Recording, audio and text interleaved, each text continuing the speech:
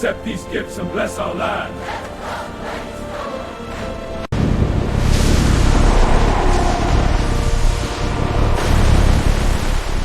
قدیم دور کے علاقوں میں جب شام اور لیوانت کی وادیاں ہرے بھرے اور پہاڑوں سے گھری ہوئی تھیں، لوگ زمین کی زرخیزی، بارش کی فراوانی اور موسم کی ہم آہنگی کے لیے ایک طاقتور دیوتا کے حضور دعا کرتے تھے جسے بال کہا جاتا تھا۔ بال کو اکثر بجلی، طوفان اور بارش کا دیوتا مانا جاتا تھا، اور لوگ اس کے سامنے اپنی فصلوں کی بہتری اور قوم کی حفاظت کی دعا کرتے تھے۔ اس کے مندروں میں پتھر اور لکڑی کی مورتیاں رکھی جاتی تھیں، اور قدیم لوگ اس کی عبادت میں ناچ، گانا اور قربانیاں پیش کرتے تھے تاکہ بال ان کی زمین اور قوم پر اپنی مہربانی برسائے۔ بال کی کہانی صرف ایک دیوتا کی نہیں بلکہ ان علاقوں کی قومی اور مذہبی شناخت کا حصہ تھی جہاں لوگوں کا جیون زمین اور موسم پر مبنی تھا۔ حضرت الیاس یعنی ایلائجہ کے دور میں جب بنی اسرائیل کی قوم بال کی عبادت کی طرف متوجہ ہوئی، حضرت الیاس نے قوم کو سچائی اور صرف اللہ کی عبادت کی طرف واپس بلایا، اور انہوں نے بال کے پجاریوں کو سبق سکھایا جو قدیم کتابوں اور روایات میں مشہور ہے۔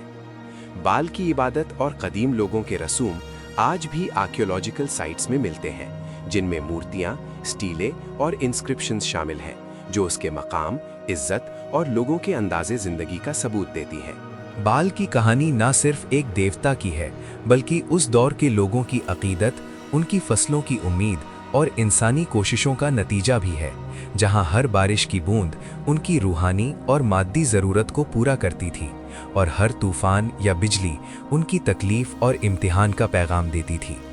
یہ کہانی ہمیں یاد دلاتی ہے کہ انسانی تاریخ میں عقیدت، دیوتاؤں اور خدا کے تعلقات کیسے قوم کی شناخت اور زندگی کے ہر پہلو کو مصرف کرتے رہے ہیں،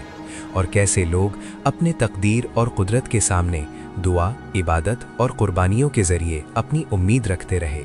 بال کی روحانیت اور اس کی مثال ہر دور میں انسانوں کے لیے ایک نمونہ رہی، جو دکھاتی ہے کہ لوگ اپنی زندگی کے ہر پہلو کو سمجھنے اور اس پر قابو پانے کے لیے کس طرح کے دیوتاؤں اور عقیدت کی طرف رجوع کرتے رہے، اور کیسے ان کے روایاتی داستان اور مورتیاں، سٹیلیں اور انسکرپشنز آج بھی ان قدیم علاقوں کی تحقیقات اور آرکیالوجی میں روشنی ڈالتی ہیں۔ قدیم لیوانت اور کینان کی دھرتی پر جب پہاڑوں اور وادیوں کی ہوائیں سرگرم ہوتی تھیں اور زرخیز زمین تحقیقات اور انسانی محنت کے باوجود، تب بہت کچھ قدرت کے احترام اور قدرتی قوت کی طلب پر مبنی تھا۔ لوگ بارش، بجلی، طوفان، فصلوں کی فراوانی اور زمین کی تلاش میں ایک ایسے دیوتا کی طرف رجوع کرتے تھے جسے وہ بال کہتے تھے، اور اس نام سے پکارتے تھے جو ان کے لیے ہمیشہ قدرت کی برکت اور زندگی کی ضرورت کا نشان رہا۔ بال کی کہانی صرف ایک دیوتا کی کہانی نہیں بلکہ پوری قوم کی بھوک، ڈر اور امید کا ایک صفحہ تھی، جہاں لوگ راتوں کی فکر اور دنوں کی محنت کے درمیان بال کی مورتی کے سامنے اپنی قربانیاں پیش کرتے، گانے گاتے اور چراغ جلاتے، جس سے وہ قدرتی قوت جو طور سے موسم، بجلی اور بارش کا حکم رکھتی تھی، اس سے رضامندی اور مدد کی درخواست کرتے۔ اس زمانے کی تحقیقات اور آرکیولوجیکل ڈسکوریز یہ بتاتی ہیں کہ بال نہ صرف ایک نام تھا بلکہ اس کے اراؤنڈ مذہبی روایات، قصے، مضامین اور عبادت کے طریقے اس قوم کی روح اور زندگی کا ایک حصہ بن چکے تھے۔ لوگ سوچتے تھے کہ بال کی قدرت پہاڑوں کے کانے سے امڑتی ہوئی بارش کی بوندوں کی صورت میں زمین تک پہنچتی ہے، اور یہ بارش فضائی نظام اور قدرتی قواعد کے ذریعے ان کی زمین کو زرخیز بناتی ہے۔ ان کے عقیدے کے مطابق بال کے پاس بجلی کی طرح قوت ہوتی تھی جو اندھیروں، طوفانوں اور موجود قدرتی خطراتوں کو سنبھالتی تھی، اور اس لیے وہ بال کی تلاش میں مندروں اور گھروں میں عبادت کرتے تھے، جہاں مورتیاں، نقش و نگار اور اجتماعی روایت کے ذریعے اس قدرت کو تصور کیا جاتا تھا۔ لوگوں کے مذہبی متن اور روایاتی داستانوں میں بال کا ذکر اس کے ایک بڑے دیوتا کے طور پر ہوتا تھا جسے قدرت کا حاکم سمجھا جاتا تھا، جس کے حوالے سے کہانیاں اور قصے قدیم زبانوں میں لکھے گئے جن کو اب آرکیالوجسٹس اور ہسٹورینز ڈھونڈ رہے ہیں۔ پرچیوں اور سٹیلے پر چمتکار نقش کی صورت میں ملتے ہیں جہاں بال کو تیشے اور بجلی کا دیوتا تصویر دیا گیا تھا۔ اس کے ہاتھ میں پتھر کا سما بستر ہوتا تھا جو بجلی کی طرح جگمگاتا ہوا دکھائی دیتا تھا، جس سے لوگوں کے ذہنوں میں وہ قدرت کا نشان بن گیا जो बारिश और तूफान दोनों का सबब बन सकता था। वाकई ये कौम ज़मीन के नज़दीक थी, फसलों की कसरत और ज़िंदगी की सदाकत के साथ। और जब बारिश आती थी तो लोग समझते थे कि बाल की रहमत उन पर बरसती है, और जब बारिश नहीं होती थी या तूफान आता था तो वो बाल की रुज़गारी और नाराज़गी की तंदाही समझते थे और अपनी कुर्बानियाँ और इबादत उसके हुजूर मज़ीद बढ़ाती। इस तरह से बाल की इबादत का निज़ाम सिर्फ एक देवता पर ईमान नहीं बल्कि एक पूरा मजहबी और सामाजिक ढांचे का हिस्सा बन गया, जहां लोग अपने फसलों, अपनी ज़मीन, अपने बच्चों की सेहत और अपनी कौम की हिफाजत के लिए बाल से दुआ मांगते थे। और इस दुआ की वजह से मंदिरों में लोग जम होते, मूर्तियां सजाई जाती, राग और नगमा गाए जाते और बाज़ दफ़ा जानवरों की कुर्बानियां भी पेश की जाती थी, ताकि बाल उनकी कौम पर अपनी मेहरबानियां इतरार कर दे और उनको सूखे, किल्लत और कवी तूफानों से बचाए। ये रिवायती किस्से और कहानियाँ हर कबीला अपनी ज़ुबान और अपने अंदाज में बयान करता, और बाल की शान व शौकत का जिक्र उसके दर से जुड़ी पुरानी मूर्तियों और इंस्क्रिप्शंस में आज भी मिलता है। जब तारीख की नून से मुर्गी हुई बाल्टियों में से हम उस दौर के अकीदे को समझने की कोशिश करते हैं तो हमें मालूम होता है कि हर कौम और हर इलाके के लोग बाल की इबादत को अपने अंदाज से अपनाते थे। कुछ लोग उसे सबसे बालातर देवता मानते थे जो तमाम कुदरती कुव्वतों का हुक्म रखता था, और कुछ लोग उसे ऐसे अफसातवी किरदार के तौर पर समझते थे जिसे उनकी ज़मीन और ज़िंदगी के लिए एक जिम्मेदार और मददगार समझा जाता था। कदीम कनानी और फुनीज़न मखतूतों में लिखे गया बयान ये वाज़े करता है कि बाल की शान एक ताकतवर, जज्बाती और कुदरती देवता के तौर पर थी, जिसे इंसानों के मसाइल, फसलों की कमी, बारिश की कमी और ज़मीन की बेहतरी से मुताल्लिक सवालों का जवाब देने के लिए पुकारा जाता था।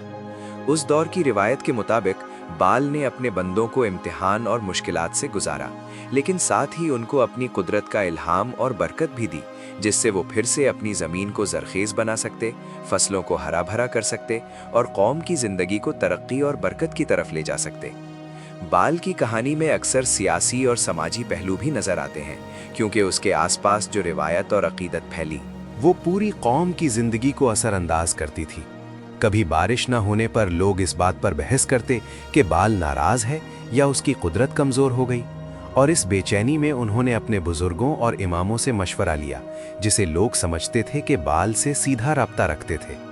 इस तरह से बाल की इबादत एक मजहबी निज़ाम ही नहीं बल्कि एक समाजी सिलुएट भी था, जहां इंसानी दुख, खुशी, उम्मीद और डर सब एक ही देवता के नाम से जुड़ा था। तब जब तारीख़ी साजिशें और उमूर तब्दील होते गए और कदीम लोगों की ज़िंदगियां दूसरी किस्म के सोच, अक़ीदे और मजहबी रिवायातें तक फैलने लगीं, तब बाल की इबादत और उसके रिवायत के दरमियान तनाजुर फैला जाता गया, जहां कुछ लोग उसे मजहबी हकीकत, कुदरती क़ुव्वत और कौम की ज़िंदगी के लिए ज़रूरी तसव्वुर के तौर पर देखते थे, और कुछ लोग इसे सिर्फ़ इख्तिलाती देवता का हिस्सा मानते थे जो वक्त के साथ पहचान बदल सकता था। इस दौर में ऐसे बुजुर्ग और नबी भी हुए जो लोगों को सिर्फ एक खुदा की तरफ बुलाते थे, जो हर चीज़ के मालिक और हर कुदरती क़ुव्वत का असल मनबा था। और उन्होंने बाल और दूसरे देवताओं को पीछे छोड़कर लोगों को तालीम दी कि एक ही कुदरत है जो बारिश, पैदावार और ज़िंदगी का असली कायम रखने वाला है। इस सिलसिले में हज़रत इलियास, एलाइजा का जिक्र तारीख़ी रिवायात और मौज़ूआत में मिलता है,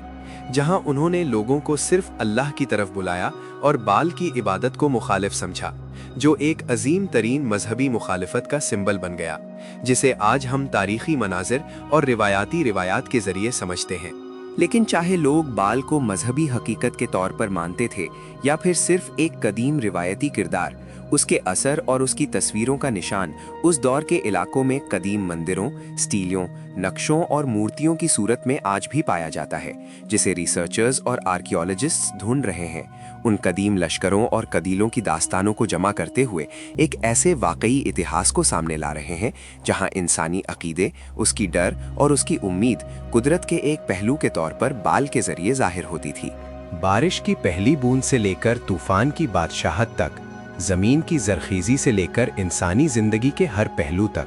बाल की रिवायत एक तारीख़ी इम्तिहान और इंसान की खुद अपने आसपास वाली दुनिया को समझने की कोशिश का नतीजा थी, जिसने लोगों को उनके जज्बात, उनकी क़यादत और उनके किस्से की रूहानी बुनियाद पर गैर मामूली असर दिया। इस तरह से बाल की कहानी हर एक कदीम लोग का जरिया एहसास और गुफ्तगू बन गई, जो आज हमारी तहकीक और समझ में एक रोशन मिसाल है कि कदीम इंसानी रिवायत और देवताओं के अकीदे हमें बताते हैं कि लोग कैसे अपने माहौल, अपनी दरों, अपनी उम्मीदों और अपनी ज़मीन की ज़रूरतों को एक मजहबी और ताकतवर शक्ल में पेश करते थे, जिसे हम बाल के नाम से पहचानते हैं और जिसकी दास्तान अब भी कदीम तारीखी साज़मानों, लिखतों और मूर्तियों की रोशनी में हम तक पहुंची है, जिसे हम बड़ी दिलचस्पी और गौर के साथ पढ़ते और समझते हैं। कदीम मशरिकी दुनिया के नक्शों को जब हम गहराई से देखते हैं तो बाल का तसव्वुर सिर्फ एक आम तूफानी देवता तक महदूद नजर नहीं आता, बल्कि वो एक पूरे माइथोलॉजिकल निज़ाम का मरकजी किरदार बनकर उभरता है, जहां आसमान और ज़मीन के दरमियान चलने वाली कशमकश को एक ड्रामाई रंग दिया गया था। कनान और उगारिद जैसे शहरों में मिलने वाली मिट्टी की तख्तियों पर जो मतन लिखे मिले हैं, उनमें बाल को अक्सर हदाद के नाम से भी पुकारा गया है और उसकी कहानी को इस अंदाज में बयान किया गया है जैसे कुदरत खुद एक जिंदा कुव्वत हो, जो कभी सख्त और कभी शफीक रूप इख्तियार करती है। इन रिवायातों में बाल का ताल्लुक बुजुर्ग देवता एल के घराने से जोड़ा जाता है, जहां देवताओं की एक मजलिसी दुनिया तसव्वुर की गई थी जो इंसानी बादशाहों की अदालतों की तरह लगती थी। बाल की सबसे मशहूर दास्तान उसका मुकाबला यम नाम के समुंदरी कुव्वत से बताती है, जहां पानी और तूफान की ताकत एक दूसरे से टकराती हैं। इस किस्से में बाल को एक जंगजू कुव्वत के रूप में पेश किया गया, जो अफराद और बेकायदगी पर काबू पाकर निज़ाम कायम करता है, और जब वो यम पर गालिब आता है तो इसका मतलब ये समझा जाता था कि कुदरत के बेकाबू पानी पर आसमानी बिजली और बारिश का निज़ाम हावी हो गया है। इस सिंबॉलिक कहानी के जरिए कदीम लोग अपने आसपास के मौसमी निज़ाम को समझने की कोशिश करते थे, क्योंकि मेडिटेरेनियन इलाकों में समुद्री तूफान और बरसात दोनों जिंदगी और तबाही का सबब बन सकते थे। उगारिद की मिट्टी की तख्तियों में बाल और मौत के दरमियान मुकाबला भी बयान होता है, जहां मौत और खुश्कसाली का निशान है। इस रिवायत में बाल का गायब हो जाना और फिर वापस आना एक सीजनल साइकिल की तरफ इशारा करता है। जब गर्मियों की सख्ती में जमीन सूख जाती है तो गोया बाल मौत के कब्जे में चला जाता है, और जब बरसात का मौसम आता है तो उसकी वापसी होती है, जो जमीन को फिर से हरा भरा कर देती है। इस मिथ को एग्रेरियन सोसाइटी ने अपने तजुर्बे के मुताबिक समझा, और इस तरह देवता की कहानी उनकी फसलों के चक्कर से गहरा ताल्लुक रखने लगी। फिनीशियन समाजी ढांचे में बाल का जिक्र तिजारत और समुद्री सफ़र से भी जुड़ा मिलता है, क्योंकि टायर और सीडोन जैसे बंदरगाही शहरों में रहने वाले लोग जब दूर दराज सफ़र करते तो आसमानी कुव्वतों से हिफाजत की दुआ करते। उनके लिए बिजली और बादल सिर्फ खेती का निशान नहीं, बल्कि समुद्री रास्तों की रहनुमाई और ख़तरों का पैगाम भी थे। इस तरह बाल का तसव्वुर ज़मीन से ऊपर उठकर समंदर और आसमान तक फैल गया। आर्कियोलॉजिकल साइट्स जैसे रास शामरा से मिलने वाली लिखाइयों ने ये वाज़ेह किया कि बाल के लिए ख़ास मंदिर तामीर किए गए थे, जहां कदीम शहरी निज़ाम के मुताबिक पुजारियों का एक तबका था जो रसूम अदा करता था। इन रसूमों में महज कुर्बानी नहीं, बल्कि दुआएं, मनाजात और शायद मौसमी जश्न शामिल थे, जहां लोग बारिश के आगाज़ पर इज्तिमाई तौर पर शुक्र अदा करते। कुछ मौर्रिख इस बात की तरफ इशारा करते हैं कि इन जश्नों का मकसद सामाजी इत्तेहाद भी था, जिससे कौम को एक मुश्तरका अकीदे के जरिए जोड़ा जाता था। बाल के नाम के साथ मुख्तलिफ इलाकाई लक़ब जुड़े मिलते हैं, जैसे बाल शमीम, जिसका मतलब आसमान का मालिक है, या बाल हमोन, जो कदीम नॉर्थ अफ्रीका में मकबूल रहा। ये लक़ब इस बात की तरफ दलालत करते हैं कि वक्त के साथ बाल का तसव्वुर मुख्तलिफ मकामात पर नया रंग इख्तियार करता गया। हर इलाका अपने मौसम, अपने सियासी निज़ाम और अपने सामाजी रवाज के मुताबिक उसकी सिफत बयान करता था। हिब्रीत मतन में बाल का जिक्र एक मुखालिफ मजहबी रिवायत के तौर पर आता है, जहां उसकी इबादत को तौहीद के मुकाबले में रखा गया। इस तनाजुर में बाल सिर्फ एक देवता नहीं, बल्कि अकीदे की कशमकश का मरकज़ बन गया, और इसी तनाजुर ने उसकी शनाख्त को और भी नुमाया कर दिया, क्योंकि जब भी किसी चीज़ की मुखालिफत होती है तो वो तारीख में ज़्यादा वाज़ेह होकर सामने आती है। आइकोनोग्राफी में बाल को अक्सर एक जवान और कुव्वतवार शख्स के रूप में दिखाया गया है, जिसके हाथ में बिजली का असलहा होता है और सिर पर सिंग जैसा ताज होता है, जो कुदरती कुव्वत और बादशाहत का इशारा है। ये तस्वीरें इस बात का सबूत हैं कि उसका तसव्वुर सिर्फ रूहानी नहीं, बल्कि सियासी कुदरत की अलामत भी बन चुका था, क्योंकि कदीम दुनिया में देवता और बादशाह के तसव्वुर अक्सर एक दूसरे के साथ जुड़े होते थे और हुक्मरान अपनी कुदरत को आसमानी मंजूरी से मजबूत करते थे। लिंग्विस्टिक तहकीकात से मालूम होता है कि सेमिटिक जबानों में बाल का लफ्ज असल में मालिक या साहिब के मानी देता है, इसलिए कई मकामात पर यह लफ्ज आम तौर पर भी इस्तेमाल होता था, मगर वक्त के साथ ये खास देवता की पहचान बन गया और इसने अपनी मुस्तकिल मिथोलॉजिकल शख्सियत इख्तियार कर ली। आयरन एज के दौर में जब सियासी ताकतें तब्दील हो रही थीं और नए सल्तनती निज़ाम उभर रहे थे, तब भी बाल का नाम मुख्तलिफ इंस्क्रिप्शंस में जिंदा रहा, जो इस बात का इशारा है कि अवामी सतह पर उसकी इबादत और उसका असर एक लंबे अरसे तक कायम रहा। लेकिन जब मोनोथियस्टिक रिवायत मजबूत हुई तो धीरे धीरे बाल का जिक्र तारीखी मतन तक महदूद होता चला गया और उसकी इबादत का निज़ाम कमज़ोर पड़ता गया। आज के दौर में जब मुअर्रिख और आर्कियोलॉजिस्ट कदीम शाम और लेबनान के इलाकों में खुदाई करते हैं तो मिट्टी के नीचे से मिलने वाले सनम अपनी उम्मीदों और अपनी ज़मीन की ज़रूरतों को एक मजहबी और ताकतवर शक्ल में पेश करते थे, जिसे हम बाल के नाम से पहचानते हैं और जिसकी दास्तान अब भी कदीम तारीखी साज़मानों, लिखतों और मूर्तियों की रोशनी में हम तक पहुंची है, जिसे हम बड़ी दिलचस्पी और गौर के साथ पढ़ते और समझते हैं।